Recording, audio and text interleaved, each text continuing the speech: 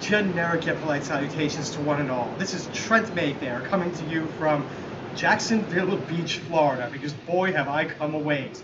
Look, it's the ocean! It's the Atlantic Ocean! I can now legitimately say this from coast to coast. Who's the bard with the most? Probably the Creepy Bard, or Henry Martin, or Three Pints Shy, or the Crimson Pirates. Definitely not me, but I'm still on the list now. I've gone coast to coast. So, before I get into this video, I would like to say, go and explore Atlanta, Georgia. You know, there's more than just the airport and the Coke factory. I was there for much longer than I really intended to be, and I mean, I felt like I barely scratched the surface. The place was amazing. It was wonderful. So, this past weekend, I went over to what I thought was Xadune. Apparently, it's pronounced Xadune. Go figure. I'll let them explain that one. So, the administration of this game was coordinated to a fault. You know, the entire game, this staff was going non-stop. You know, they were bringing the players modules, they were bringing out storylines, they were leaving the breadcrumbs for everybody to follow, for those who actually wanted to follow it. I mean, honestly, have they never heard of downtime before? You know, sleep might be nice. Honestly, they did sleep, but, you know, I'm just kind of teasing. Like, they really were going nonstop, and it was impressive to watch.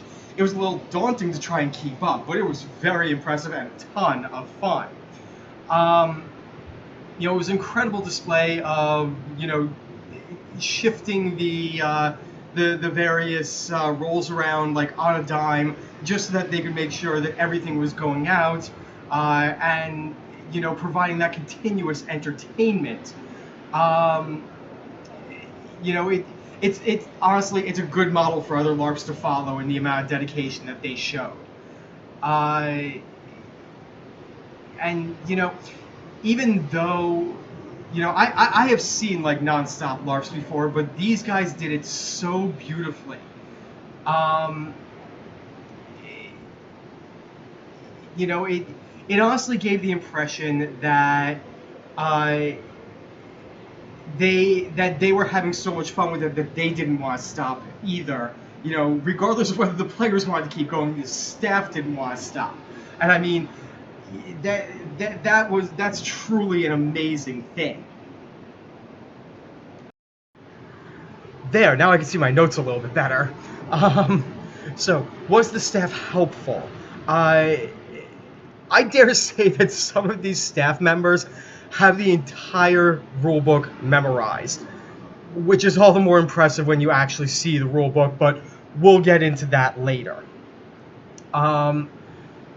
Were they attentive? Well, as I said, they went non-stop. I mean, there was never a time when a staff member wasn't around looking for something to do or someone to help. Even when they're taking a moment to sit and relax, you know, they're still amongst the player base looking for questions to answer, someone to help. I mean, running a LARP, or even just being staff for a LARP, it really wears you down. It's a tiring process. You know, I expect staff to be very grumpy by Sunday morning, but, you know, they were great. I mean, most of the people on this trip have been, but honestly, you can kind of see the fatigue coming in come Sunday morning. Now, in regards to the rulebook, my initial read-through reaction was that this is a tough one. The new player section on the website is an absolutely essential thing. You know, there's far too much information in the rulebook to actually read and remember. Don't be afraid to ask questions on these things, because, yeah, this was a bit of a rough read-through, I have to say. But, you know, the good points of it was, you know, it was a great demonstration to me that a game with a massive amount of skills can still flow smoothly, providing everybody enunciates their call-outs. This actually has the added benefit of reducing the amount of machine gunning that you see with weapons and spells.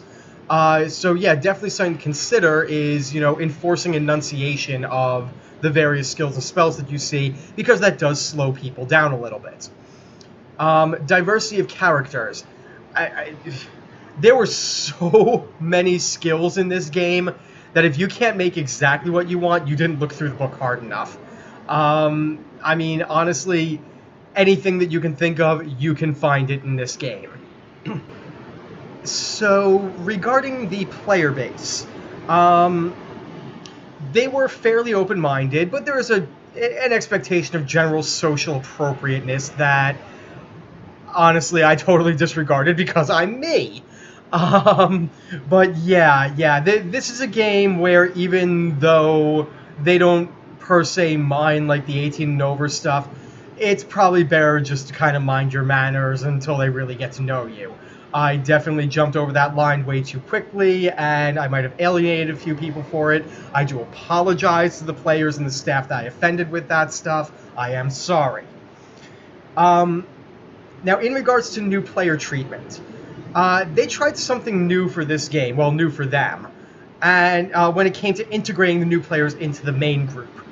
And I would like to talk about it here, but the strategy was so wonderful that I actually just asked permission to utilize it for my LARP, and the staff who came up with it said, yes, absolutely.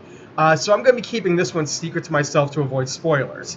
Suffice to say, I hope they keep that concept going, as it made for one of the best newbie mods I've experienced in 20 years of LARPing. So, let's see, what else do I have here? The immersion level, yes. There was a bit of fluidity with the immersion overall, but given the actual storyline that they're working with, even the non-immersed are still immersed because the game world allows for it. So, that brings us to my overall experiences.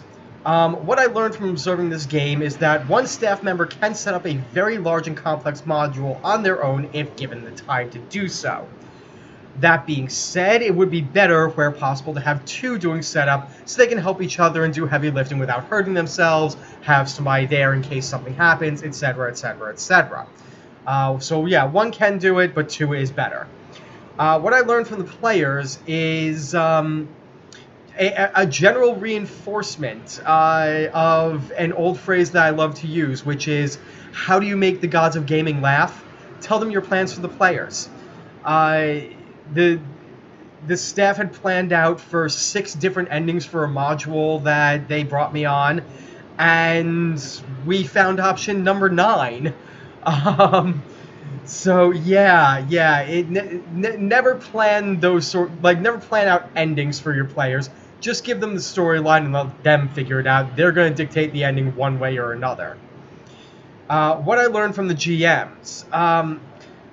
I mentioned earlier how I didn't want to reveal certain details about what I learned, and as much as I want to talk about what I learned from the staff overall, there's really no way for me to talk about it without revealing those details. What I can reveal as kind of a short summation is that everything occurring within the world has a purpose and is connected. So yeah, that's some food for thought. So yes, those are basically my thoughts and what I learned from Xadune.